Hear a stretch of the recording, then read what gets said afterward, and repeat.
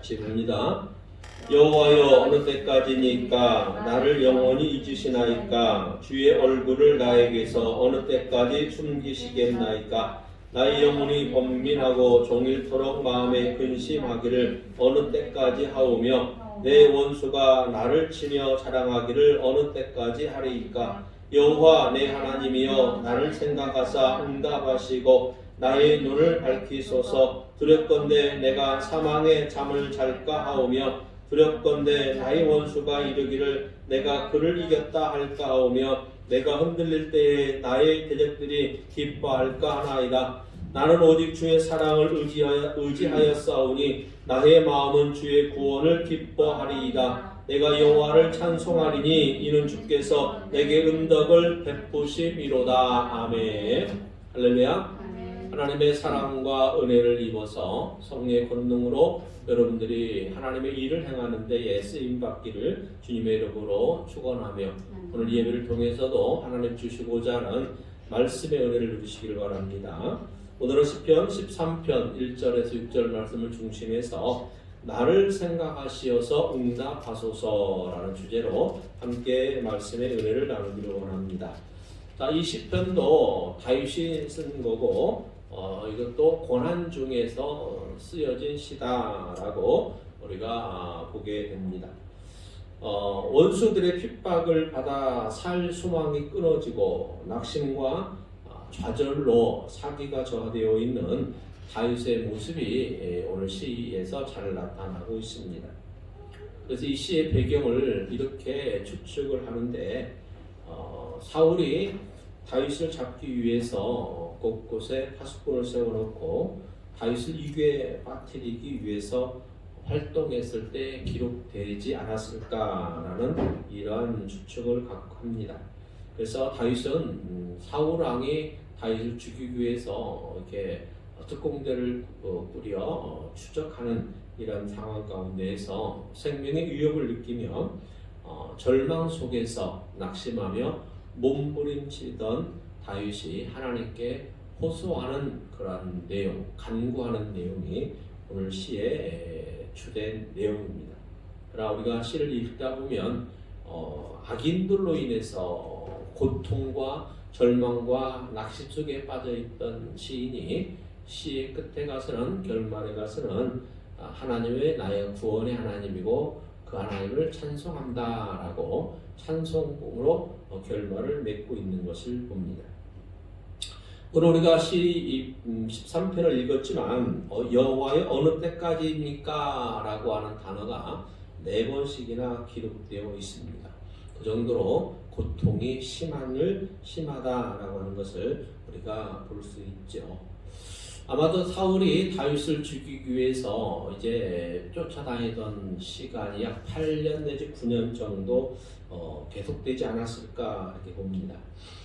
긴 시간이죠. 8년 9년이면 사울의 박해가 사울의 다윗을 죽이기 위한 그러한 끝이 이렇게 끝날 기미가 보이지 않고 다윗은 이제 긴 시간을 이제 유다 전역을 도망 다니면서 이렇게 피해 다니는 아주 고달픈 생활을 합니다.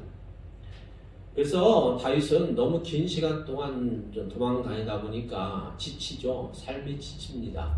우리가 성경을 보면 알겠지만 다윗이 사울왕을 피해서 여러 곳으로 도망 다니는데 너무 시간이 길다 보니까 고통이 길면 사람이 어떤 생각을 가집니까? 이제는 내가 죽게 되겠구나 라는 절망을 하게 되죠.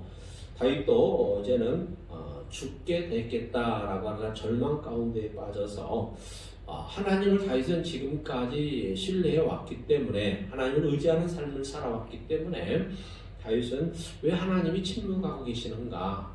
내가 지금 죽을 지경에까지 이르렀는데 하나님은 왜 나에게 잠잠하시는가? 라고 하면서 이제 여호와여 어느 때까지 침묵하시겠습니까? 여호와여 어느 때까지 나를 이렇게 방관하시겠습니까? 라고 하는 이러한 이제 하나님 앞에 호소하고 간구하는 그러한 내용 가운데 있습니다. 여러분, 우리 인생을 살다 보면 정말로 다윗과 같은 그런 절망과 패배의 상황에 빠졌던 기억이 혹시 여러분들 중에 있습니까? 이종은 30대 초반에 사업에 실패하고 정말로 절망하고 낙심에 빠졌던, 시대에 빠졌던 그러한 경험이 있습니다. 그때 물론 신앙생활은 하고 있을 때였습니다. 그런데 다윗이 느꼈던 것처럼 하나님이 나에게 나의 삶에 무관심한 듯 보였고 침묵함으로 일관하시는 상태에서 정말로 삶이 힘들었습니다. 신앙적으로도 힘들었고 육체적으로도 정신적으로도 매우 힘들었던 때가 있습니다. 그때 정말로 힘들었고 이 정도 다윗처럼 하나님을 향해서 호소했던 기억이 있습니다. 결과는 우리가 다윗의 시편을 보면 또 알겠지만 하나님은 기도를 응답하셨고 다윗을 하나님은 평안케 하셔서 하나님은 나의 힘이시다, 구원의 하나님이시다, 찬양 받으실 분이다 라고 하나님을 찬양했듯이 이 정도 지금 이렇게 하나님을 찬양하는 자리에 서 있을 수 있게 된 것은 하나님의 도우심과 함께 하셨다라고 하는 증거입니다. 다윗은 절망과 패배의 상황에서 하나님께 이렇게 호소했습니다. 내 하나님이여 나를 생각하사 응답하시고 나의 눈을 밝혀주소서라고 기도합니다. 절망 중에서 영원히 패배하는 다윗이 아니라 찬송하는 그런 변화된 모습을 우리 시에서 볼 수 있습니다. 여기서 우리는 하나님께 대한 다윗의 신앙을 볼 수가 있습니다. 하나님께서 절망에 빠져 있을 우리를 도우실 수 있도록 하나님이 우리를 생각하실 수 있도록 여러분 신앙적인 삶을 우리는 반드시 살아내야 합니다. 다윗은 사울에게 쫓기는 그런 상황이 오기 전까지 어떤 삶을 살았습니까? 오직 하나님만을 신뢰하고 하나님을 의지하는 참으로 아름다운 신앙의 모습을 살았던 사람입니다. 다윗의 아버지는 이새입니다. 다윗의 형제는 총 8명입니다. 다윗이 제일 막내죠. 8번째 아들입니다. 근데 당시 이스라엘의 사울이 왕이었고 사울이 하나님 앞에 이제 하나님의 눈에 벗어남으로 하나님이 사울을 버렸다라고 하죠. 그때에 하나님이 사무엘 선지자를 들어서 내가 사울 왕을 버렸으니 새로운 왕을 찾아서 기름 부으라라고 사무엘에게 하나님이 명령합니다. 그래서 사무엘이 이제 유다 전역을 돌면서 이제 하나님이 지정하신 이새의 집으로 가게 되는 거죠. 그래서 이제 이새의 집에 갔을 때 하나님이 여기에서 이스라엘의 왕을 삼을 자가 있으니 기름 부으라 하시는데 당신의 아들들을 낳아오도록 하소서라고 말합니다. 이새가 첫째 아들부터 쭉 이렇게 사무엘 앞으로 나오게 할 때에 다윗의 형들은 다들 인물도 좋고 체격도 좋고 이렇게 합니다. 그러나 하나님은 다윗의 7형들 하나도 선택하지 않았습니다. 첫째부터 7째까지 다 나왔지만 하나님은 사무엘에게 내가 선택한 자가 아니다 라고 이야기를 하죠. 그리고 마지막으로 사무엘이 묻습니다. 당신의 아들이 이게 전부 답니까? 라고 물었을 때 이새가 뭐라고 말합니까? 우리 막내가 있긴 한데 그러죠. 정말 무슨 얘기입니까? 내세울만 하지 못하다는 얘기잖아요. 형들만 하지 못하다는 얘기잖아요. 있긴 한데 그는 지금 어디 있다? 들에서 양을 치고 있다라고 얘기합니다. 그러니까 전혀 아버지 이새는 다윗을 이스라엘의 왕감으로 전혀 생각하지 않고 있었던 그러한 상황을 우리가 성경을 통해서 보지 않습니까? 그런데 사무엘이 그 막내 아들을 데리고 와보세요라고 할 때에 이제 양을 치던 그 복장으로 그 모습으로 이제 다윗이 사무엘 앞에 섰을 때에 사무엘은 하나님의 명령에 의해서 다윗의 머리에 기름을 붓습니다. 여러분 육신의 아버지 이새의 눈으로 볼 때에 다윗은 다른 7배 아들 그 위에 7형들에 비하면 내세울 곳이 없는 아주 그러한 약한 최고 막내 아들이었습니다. 하지만 하나님은 다윗을 보고 계셨다라고 하는 거예요. 다윗을 생각하고 계셨다라고 하는 거예요. 다윗이 양을 치면서도 항상 하나님만을 신뢰했습니다.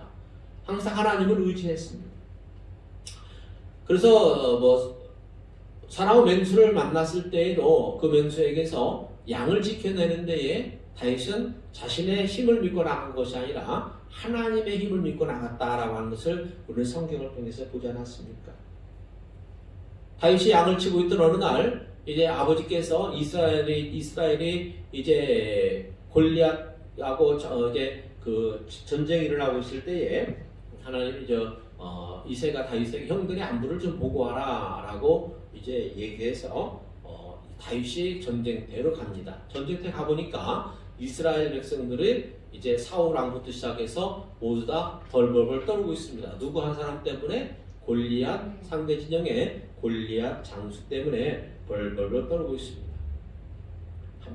다윗이 믿는 하나님을 모욕하는 그러한 일도 서슴지 않는 골리앗 앞에 다윗이 당당하게 나설 때에 다윗은 갑옷을 입지 않았고 또 손에 칼이나 이런 걸 들지 않았습니다. 오직 다윗의 손에는 이제 다윗은 그저 편한 양을 치들 때에 입었던 목동의 옷을 입고 그의 손에는 그저 작은 물매를 들고 나갑니다. 그러면서 다윗에게 뭐라고 말합니까? 나는 만군의 여호와 이름으로 내가 너와 맞서서 싸우겠노라. 오늘 하나님이 너를 나에게 붙이실 것이다 라고 골리앗과 맞짱을 뜨면서 전혀 두려워하지 않았습니다. 다윗이 바로 그런 신앙을 가졌던 사람입니다. 그러니까 다윗의 인생에서 절망과 패배의 상황 앞에서 하나님 앞에 호소할 수 있었던 것, 그래서 다윗이 하나님 앞에 뭐라고 호소하냐면 나의 하나님이여 나를 생각해 주세요 라고 얘기합니다. 여기서 나를 생각하셔서 나의 눈을 열어 보게 하소서 라고 얘기할 때에 여기에 어떤 뜻이 있습니까? 하나님은 나의 하나님이라고 하는 신앙입니다. 지금까지 내가 하나님을 나의 하나님으로 믿고 섬기지 않았습니까? 그 하나님의 힘을 내가 의지하지 않았습니까? 하고 그 하나님을 믿었던 나의 신앙을 생각해 주라고 다윗은 얘기합니다. 그리고 침묵하시는 것 같은 하나님께서 나를 위해서 공의를 위해서 일하실 것을 볼 수 있도록 나의 눈을 열어 보게 하여 주시옵소서라고 다윗이 기도하고 있습니다. 여러분 우리가 성경에서 보게 되면 하나님께서 믿음의 사람들을 생각하셔서 하나님이 구원의 역사를 이루신 일들이 여러 있는 걸 우리는 보고 있잖아요. 예를 들어서 소돔과 고모라를 하나님께서 멸망하실 때에도 하나님은 누구를 생각해서 롯을 구원해냈습니까?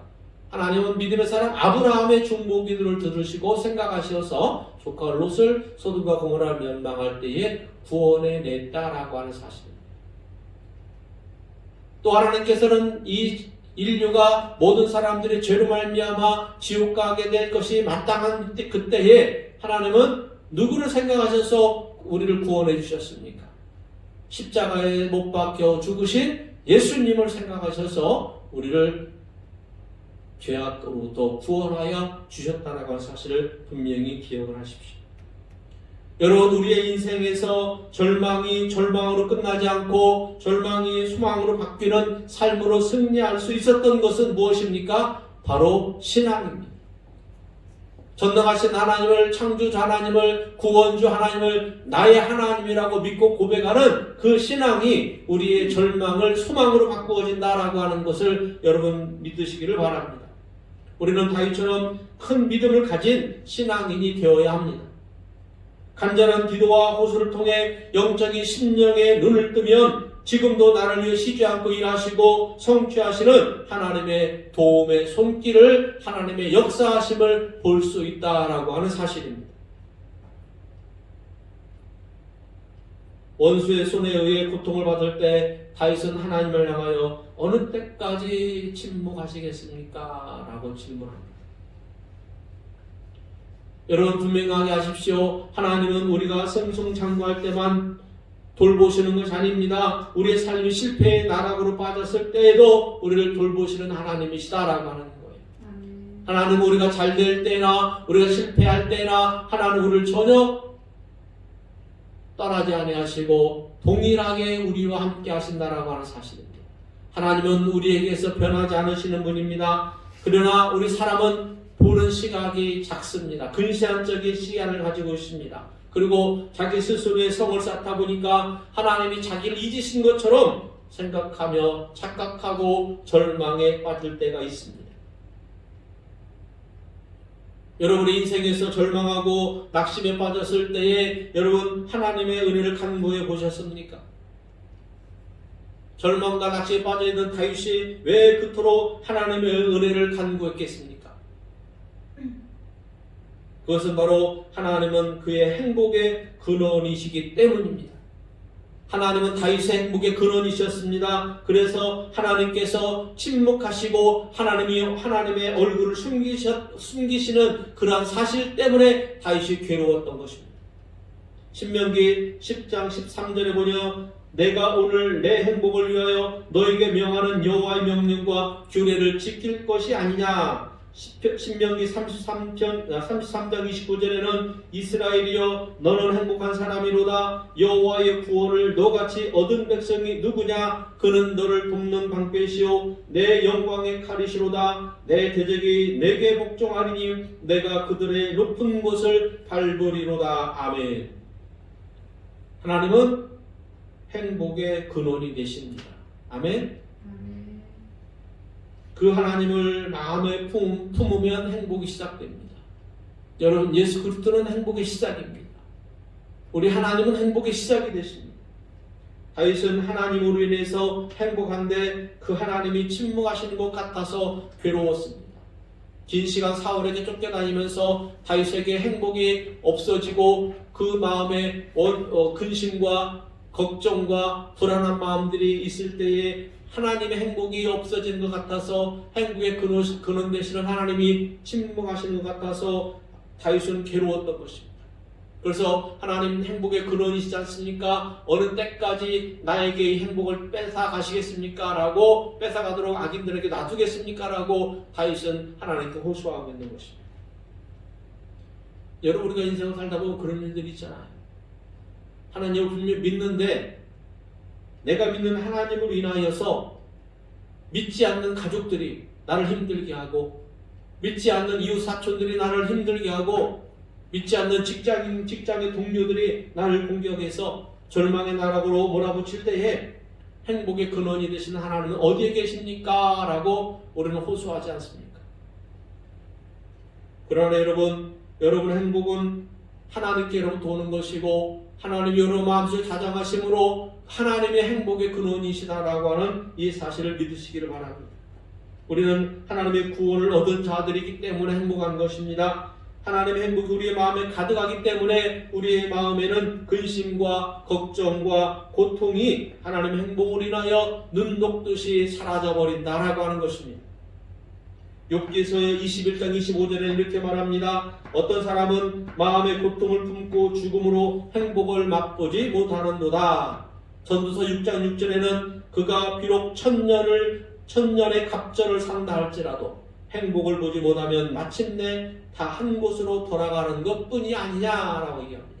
여러분, 하나님이 없는 사람들은요, 천년의 갑절, 즉 2000년을 산다 할지라도 참 행복을 맛보지도 못할 뿐만 아니라 종국에는 영원한 고통이 기다리는 한 곳으로 갈 뿐이다 라고 성경은 우리들에게 증거해 주고 있습니다.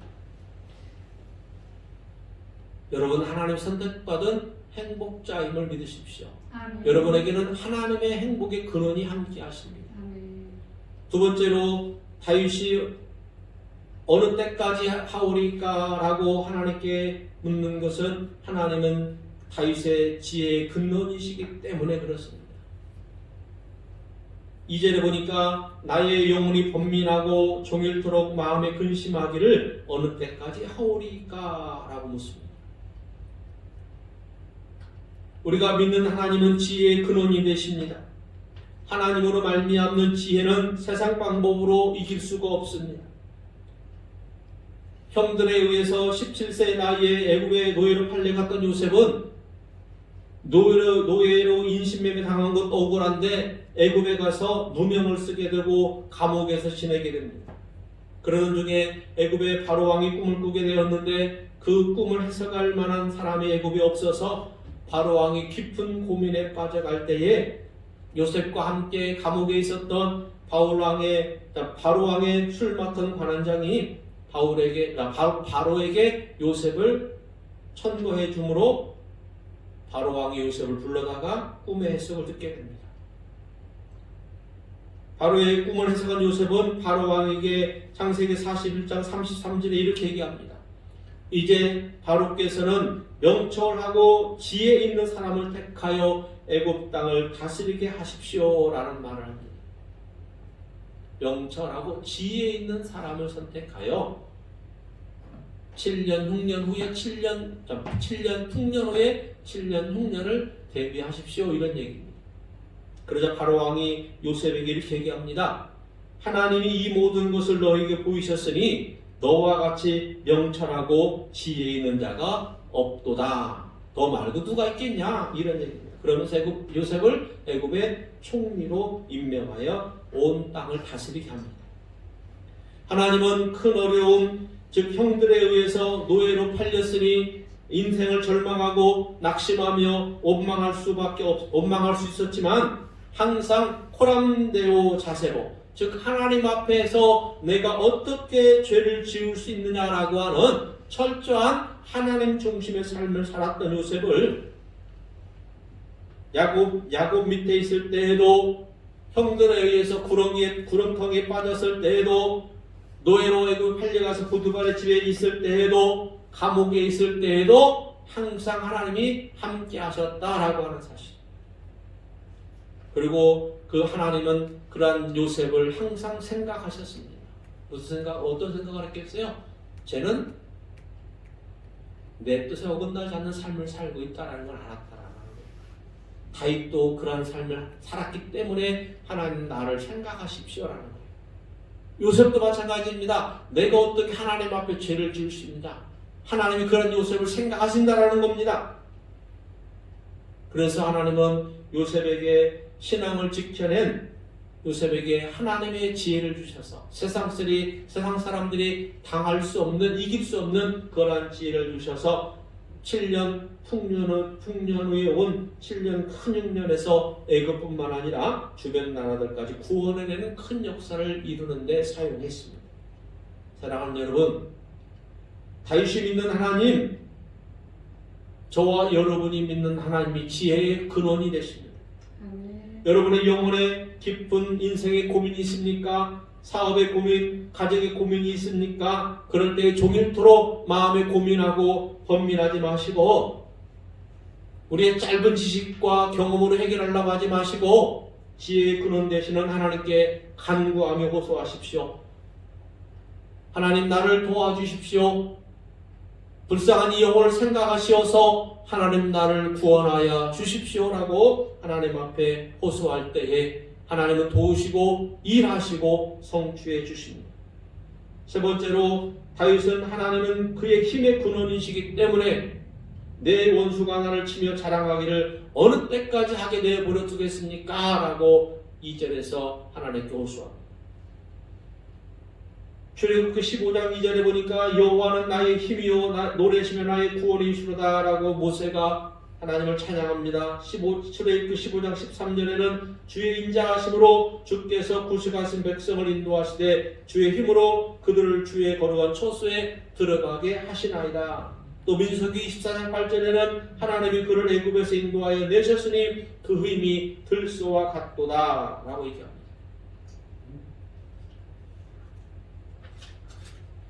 모세는 바로 왕 앞에서 크신 역사를 이루어 바로를 무릎 꿇게 하고 항복하게 하시는 하나님을 보았고, 출애굽 후에 광야를 지나면서 하나님의 이루시는 역사를 보면서 하나님을 찬양하고 높였습니다. 그럴 때에 하나님을 찬양할 때 모세가 사용한 단어가 뭡니까? 하나님은 나의 힘이십니다. 주의 인자하심으로 우리를 주님의 거룩한 처소에 들어가게 하셨습니다. 민수기에서는 우리를 애굽에서 인도하여 내신 하나님의 그 힘이 마치 들소와 같았다라고, 그래서 애굽을 이겼다라고 얘기합니다. 오늘 시편 13편을 쓴 다윗의 삶이 결코 평탄하지 않았습니다. 여러분, 인생은 평탄하지 않아요. 우리의 삶도 마찬가지입니다. 사방이 우리의 신앙을 무너뜨리며 신앙을 포기하게 만들려고 하는 수많은 함정들이 우리 앞에 놓여 있습니다. 마치 사울의 군대가 다윗을 잡고자 곳곳에 배치해 놓은 그러한 밀고자들과 같습니다. 우리가 신앙의 인생을 살면서 하나님의 은혜를 그때그때 구하지 않으면 절망하고 탄식할 수밖에 없습니다. 하나님의 뜻을 몰라서 우리가 절규할 수 있습니다. 하지만 결코 원망과 불평과 탄식으로 우리의 인생이 끝나서는 안 되겠습니다. 우리가 절망 가운데에 주저앉아서는 안 되겠습니다. 우리가 그럴 때일수록 우리를 가리고 있는 근심, 불안, 염려 이러한 안개가 거칠 수 있도록 하나님의 은혜를 간구해야 합니다. 하나님의 은혜가 우리에게 임하면 근심과 불안과 염려와 절망 이러한 안개가 다 거치어버릴 것입니다. 우리에게 안개가 거치면 절망이 변하여 찬송이 나오게 됩니다. 다윗은 주의 인자하심을 의뢰하고 그의 구원을 기뻐하며 하나님께서 자기를 후대하시는 사실 때문에 하나님을 찬송하고 있습니다. 다윗이 절망 가운데서 하나님을 찬미하는 것을 보니 다윗의 심령이 바뀌었다라고 하는 것을 우리는 볼 수 있습니다. 다윗의 심령이 새로워졌으므로 다윗이 하나님께 대한 참된 알을 가지고 참된 인식을 가지게 되었고 또한 하나님의 구원을 기뻐하였다라고 오늘 마지막 절에서 선포합니다. 십자가 없이는 면류관이 없다. 로크로스 로크라운이라고 하는 말이 있습니다. 우리는 이 땅에 그 무엇에 애착을 가지고 있습니까? 이 땅에 있는 것들에 애착을 가지고 있다면 우리는 그것들을 다 없애고 그것들보다 우리는 영혼을 더 사모하는 마음에 가져야 됩니다. 하나님만을 간절히 찾으며 하나님만을 신뢰하고 의지하여 하나님 모시기에 아름다운 신앙의 삶을 살기를 바랍니다. 우리가 아름다운 신앙의 삶을 살아야 물론 하나님은 우리를 불쌍히 여기셔서 우리가 못된 짓 실컷 하다가 하나님 도와주세요, 불쌍히 여겨주세요 또 하나님 도와주실 분이에요.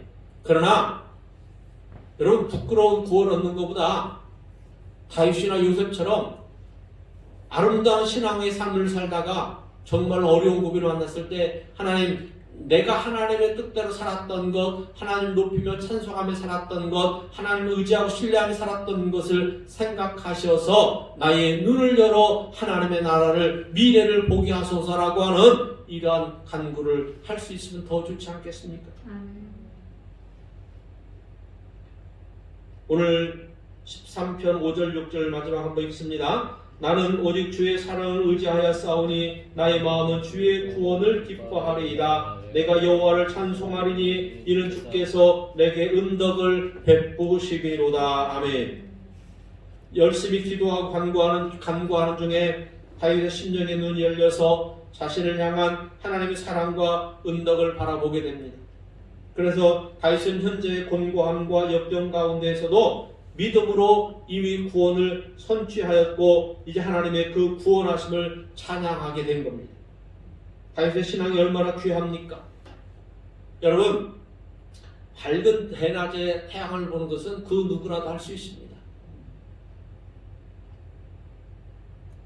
이미 성취된 구원은 찬양하기 쉽습니다. 그러나 참 신앙인이라면 캄캄한 밤중일지라도 태양을 바라보는 것입니다.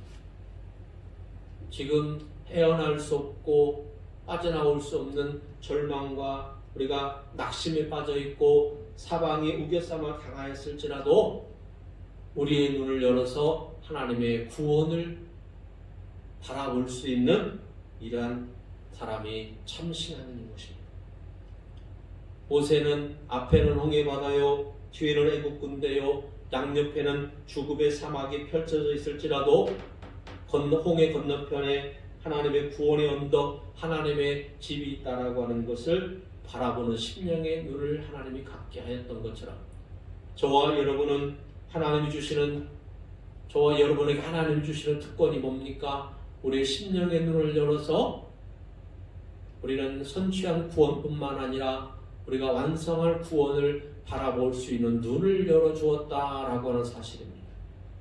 여러분 아름다운 신앙을 사셔서 하나님의 이루시는 구원을 여러분이 완성하는 자리에 있으시기를 바라고, 어떠한 어려움과 절망과 낙심이 온다 할지라도 여러분들이 하나님 아름다운 신앙의 삶을 살았던 나를 생각하셔서 나에게 응답하시고 나를 눈을 열어서 바라보게 하옵소서라고 하는 이러한 여러분이 하나님께 간구하는, 호소하는 신앙인들의 삶을 살게 되기를 주님의 이름으로 축원합니다. 아멘. 기도합니다. 하나님 아버지 감사합니다.